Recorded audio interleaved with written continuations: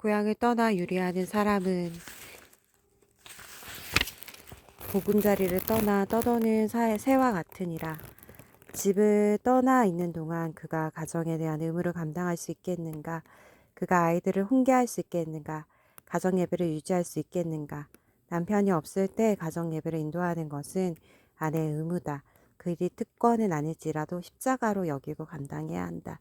하지만 그런 십자가를 지는 아내는 거의 찾아보기 어렵다. 따라서 함께 매주 매달 드리던 하나님의 성소가 닫히게 된다. 아내와 함께 있기보다 다른 모임을 더 좋아하는 그런 남편들이 있는 것은 실로 유감스럽다. 그들은 여가 시간을 그렇게 사용한다. 아내를 위해 여가를 활용하는 남편이 얼마나 적은지. 하루 중 저녁은 가정에서 가장 한가로운 시간이다. 이 시간이 아내에게는 특별한 시간이다.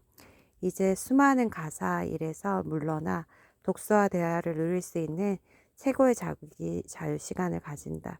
하지만 남편이 저녁에 밖에서 시간을 보내기를 더 좋아한다면 이는 슬픈 일이 아닐 수 없다. 그것은 뭔가 문제가 있다는 뜻이다. 또한 더 안 좋은 일에 예고하는 것이기도 하다. 남편을 가정에 붙잡아 두기 위해 아내는 집을 지키는 자가 될 필요가 있다. 아내는 온 힘을 다해 가정을 매력적인 곳으로 가꿔야 한다. 즉 어떻게든 가정을 다정하고 단정하고 힘을 주고 사랑 어린 대화를 나눌 수 있는 곳으로 만들어야 한다.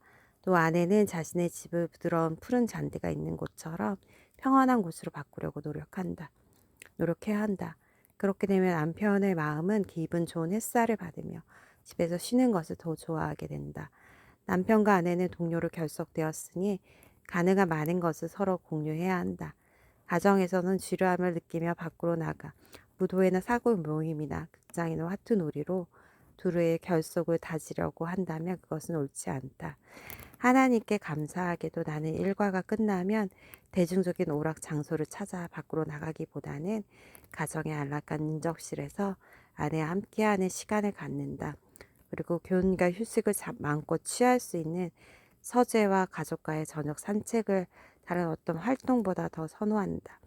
내가 판단하기로 집과 가정이 우리가 바라는 모든 것이 될 때 집과 가정이 주는 즐거움은 변화무쌍하므로 절대로 물리는 일이 없고 바뀔 필요도 없다.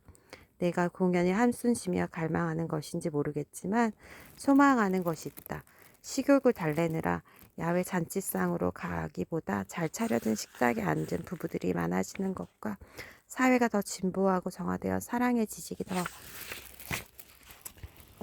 강해지고 삶의 습관이 더 간소해지며 기독교 신앙과 도덕이 더 널리 미치게 되어 가정이 즐거움이 장소가 되는 것과 남편은 사랑과 지성을 갖춘 아내와 잘 교육받는 아이들 속에서 시장 최대의 기쁨을 찾는 것이다. 이런 가정이 된다면 이보다 더 큰 행복은 없을 것이다. 그러면 남편은 무도장이나 공연장이나 극장에 가느라 가정 밖으로 나갈 일은 없어질 것이다. 이렇게만 된다면 굳이 밖에서 기쁨을 찾는 게 적절치 못하다는 것을 입증하지 않아도 된다. 그럴 필요가 없다는 것을 느낄 테니 말이다. 4. 또 다른 의무는 서로 참아주는 것이다. 이 의무는 꼭 타인이나 원수에 국한되지 않고 모든 관계에 해당한다. 무엇보다 가장 사랑하는 사람에게 참아주는 것이 가장 중요하다. 이는 사랑은 오래 참고 사랑은 온유하며 시기하지 아니하며 사랑은 자랑하지 아니하며 교만하지 아니하며 무료에 행하지 아니하며 자기의 유익을 구하지 아니하며 성내지 아니하며 악한 것을 생각하지 아니하며 불의를 기뻐하지 아니하며 진리와 함께 기뻐하고 모든 것을 참으며 모든 것을 믿으며 모든 것을 바라며 모든 것을 견디는 것이기 때문이다. 이런 사랑은 인생의 모든 관계에 꼭 필요하기에 반드시 갖춰야 할 것이다. 죄나 불완전한 것이 있는 곳마다 사랑으로 인내하는 것이 요구된다. 이 땅에 완벽한 것은 없다. 그것은 사랑하는 사람 사이에서도 마찬가지다. 종종 완벽함을 추구하는 남편이나 아내는 갈수록 가혹한 잣대로 상대가 실수한 것을 바로잡으려고 한다. 처음으로 이런 모습을 보이면 대개 첫사랑의 감정은 사라진다. 결혼하기 전 우리는 결혼이란 타락한 피조미를 서로 연합하는 것임을 기억할 필요가 있다. 사실 애정은 서로 허물을 지적하는 것을 금지하는 것이 아니라 요구한다. 다만 허물이 보이면 사정이 악화되지 않고 더 좋은 일이 되도록 부드러운 사랑과 온유한 지혜로 대하여야 한다. 5. 서로 돕는 것이 남편과 아내의 의무다. 이것은 인생사에 모두 적용된다. 남편은 아내와 상의하는 일이 없이 중요한 일을 이행해서는 안 된다. 또한 아내는 남편에게 조언하는 것이 부담스러워 남편 홀로 어려움 및 공경과 씨름하도록 내버려 두어서는 안 된다. 아내는 남편으로 하여금 그의 문제를 흉금 없이 다 털어놓도록 도울 수 있어야 한다. 왜냐하면 아내는 조언을 하지 못하더라도 위로를 줄 수 있고 남편의 문제를 해결해 주지 못할지라도 견뎌내도록 도울 수 있기 때문이다.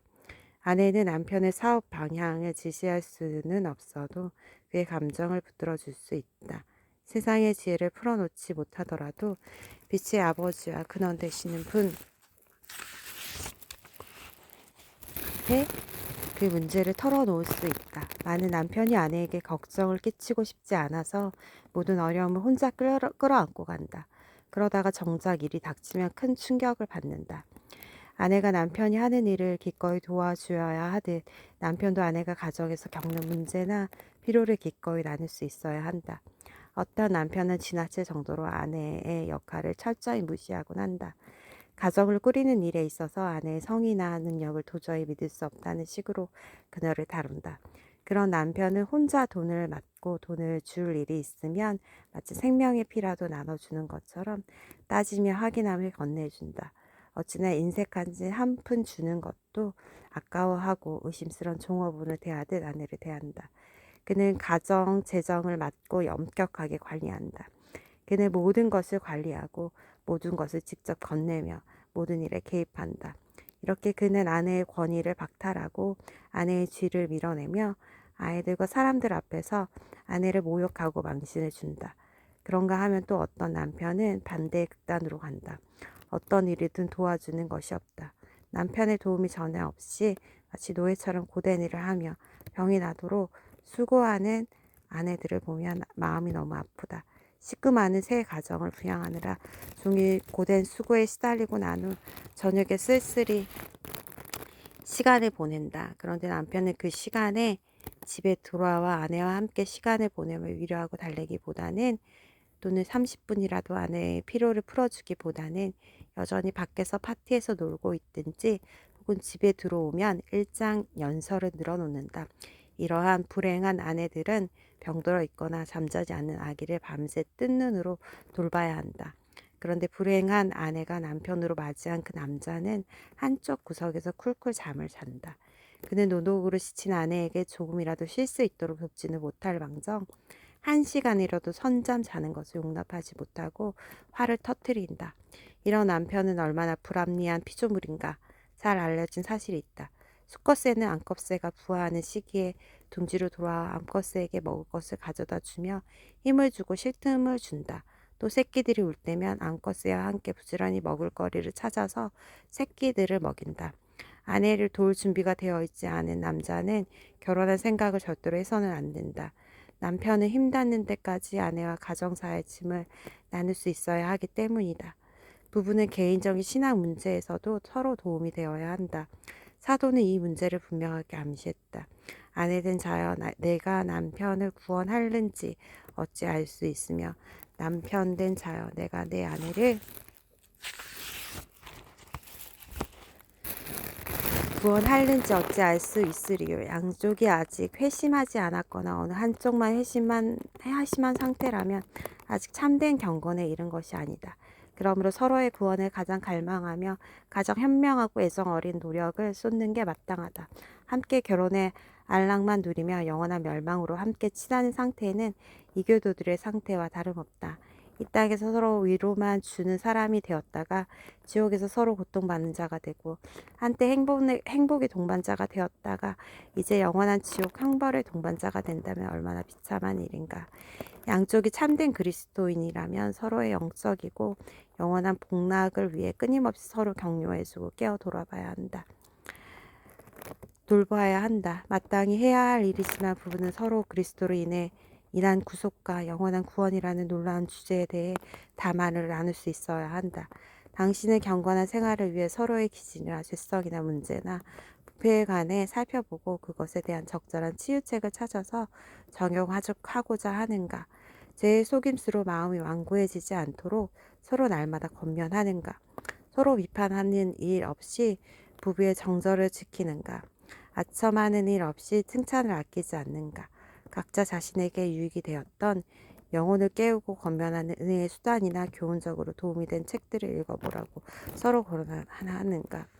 서로 자신의 신앙 상태나 자신이 겪은 당혹감, 기쁨, 두려움, 슬픔을 함께 나누는가? 이런 특별한 질문에 얼굴 붉히지 않고 당당하게 대답할 사람이 과연 몇이나 있을까? 정말 슬픈 일이다. 이런 일에 게으른 것은 확실히 죄다. 다가올 진노를 피해야 하는데 서로의 구원을 위해 도울 수 있는 일을 하고 있지 않다니. 함께 나란히 영광과 존귀와 불멸하는 영생의 멸로관을 써야 하는데 서로의 성공을 확인해 줄 일은 안 하고 있다니. 이것이 과연 사랑일까? 이것이 과연 부드러운 부부의 애정일까? 이렇게 서로 돕는 일은 가정의 질서와 훈련과 경건을 위해 습관으로 자리 잡힐 정도가 되어야 한다.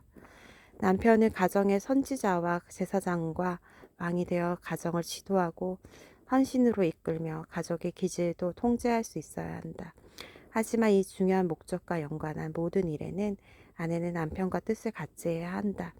부부는 이 문제에 대해 함께 수고하는 일꾼이지 어느 한쪽만 수고하도록 방해하면 안 된다. 또 상대가 해놓은 일을 반대하거나 해방해서도 안 된다. 이 땅에서 경건한 한 쌍으로서 자비와 경건을 실천하도록 서로의 마음을 자극하며 서로에게 영향을 주는 동반자의 모습처럼 사랑스러운 것도 없다. 천사들이 볼 때 아담과 하와가 낙원에서 흠없는 정결한 상태로 거룩한 동산의 포도나무를 함께 가꾸고 장미길을 따라 함께 걷는 것만큼 주목받는 광경이 없었다. 6. 서로 측은히 여겨야 한다. 병자는 여자에게 오 여자여 그대 수종드는 천사여 라고 부를지 모른다. 여자는 본성적으로 그런 소리를 듣도록 지음받았고 또 그러하다. 우리가 건강할 때는 여자 없이 지낼 수 있더라도 아플 때 여자 없고 그녀의 부드러운 수발이 없다면 어떠한가. 우리가 여자가 하는 것처럼 아픈 사람의 머리맡에 베개를 놓아줄 수 있을까? 그렇게 할 수 없다. 우리는 여자가 하는 것처럼 약이나 음식을 챙겨줄 수 없다. 여자의 손길은 부드럽고 그녀의 발걸음은 사뿐사뿐하고 잘 정리하는 기술이 있고 우리가 바라는 바 동정이 가득한 눈으로 내려다볼 줄 안다. 하지만 동정하는 일은 여자만의 일은 아니다. 남편도 똑같이 그렇게 할 줄 알아야 한다. 솔직히 남편은 아내가 남편을 위해 주는 만큼 아내를 위해 주지 못한다. 그럼에도 남편은 많은 것을 아내를 위해 해줄 수 있다. 그가 아내를 위해 할 수 있는 일이 있다면 다 해주어야 한다. 남편들이여 아내가 약하고 병이 들었을 때 그대가 가진 모든 기술과 사랑을 그녀를 위해 쏟아부으라. 아내가 앉은 소파 곁에서 그녀를 지켜주며 그녀와 대화하고 그녀를 위해 기도하라. 그녀가 깨며 깨어있다가 돌보라. 모든 고통의 때에 함께 아파하라. 절대로 아내가 하는 불평을 성의 없이 듣지 말라. 신성한 부부간의 사랑을 논하면서 내가 간청하고 싶은 게 있다. 절대로 아픈 아내를 차갑게 무시하거나 성마른 표현이나 불만이 가득한 표정을 짓지 마라. 아픈 아내는 대개 그런 경우 더 예민해지며 건강을 해친 질병이 당신의 애정까지 해칠 것을 염려하며 두려워하게 된다. 오 그녀가 살아있는 것이 당신의 낙심한 마음의 짐이 될 것으로 생각하며 번민하고 괴로워하는 아내를 품어라. 고통받는 아내를 동정하기 싫어하는 남편처럼 잔인한 사람은 없을 것이다. 그런 사람은 살인자의 일을 하지만 형벌을 받지 않고 어떤 경우는 책만도 받지 않을지 모른다. 그러나 고의성이 항상 없는 것도 아닐 것이고 따라서 양심의 가책에서 항상 자유롭지도 못할 것이다. 동정은 부부가 실천해야 할 일이다. 동정은 개인이든 서로의 문제든 아플 때뿐만 아니라 모든 고통의 시간에 필요하다. 모든 슬픔은 함께 나눠야 한다. 그것은 마치 두 개의 끈을 하나로 엮은 것과 같다. 슬픔의 혀는 절대로 상대의 마음에 그 진동을 전달하는 일 없이 한 사람의 마음에만 울릴 수 없다. 호수가 하늘을 비추는 것 같이 한 사람의 마음이 요동치고 우울할 때 다른 한쪽의 마음이 평온하고 명랑한 것은 불가능하다. 얼굴을 마주 대하듯이 마음도 서로 반응한다. 아멘.